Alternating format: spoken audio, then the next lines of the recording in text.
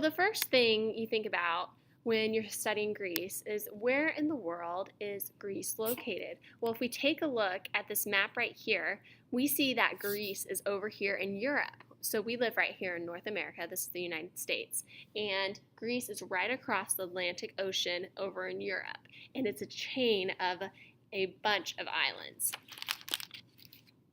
So we'll start learning about the geography of Greece. Greece is really different from the other civilizations we've been studying because it was not flat and it had a lot of mountains and valleys. So the other civilizations we've been studying, they all settled by a great river. If we think back to the Mediterranean, they were by the Tigris and the Euphrates. In Egypt, they were by the Nile. In China, they were by the Huang River. Well, Greece was not like that.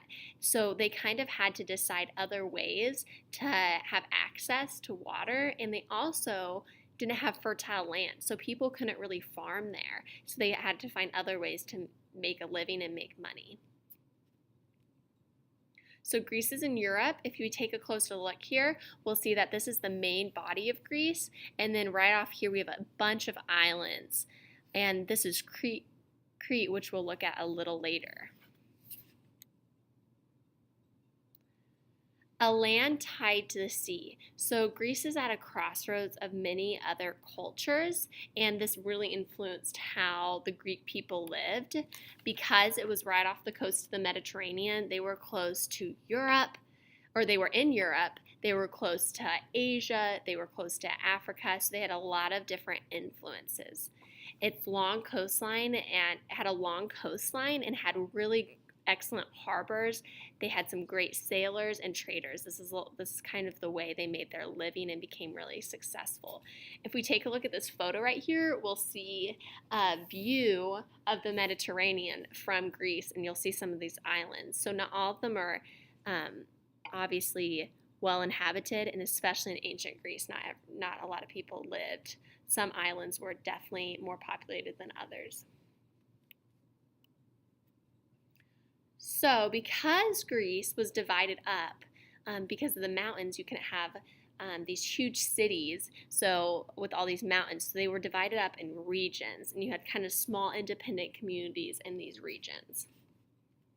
You can see here all the mountains and hills in Greece, so they had to be more creative with how they developed towns and things like that.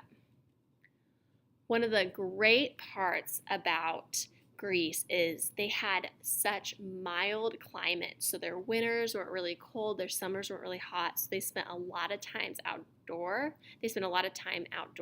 And this led to them creating and enjoying the outdoor with lots of activities. So the first thing we have is they had these open air theaters, so people would perform outside, plays and things like that. They also would hold their political meetings outdoor.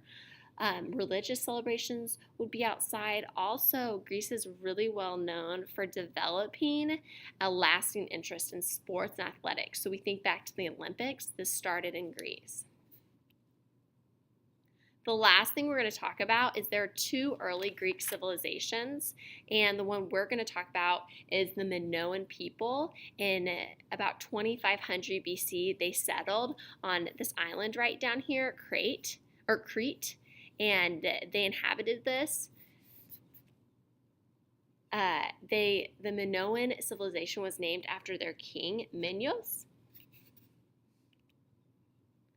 They actually controlled trade around the Aegean Sea and the Mediterranean, and they would trade with places like Egypt and Syria.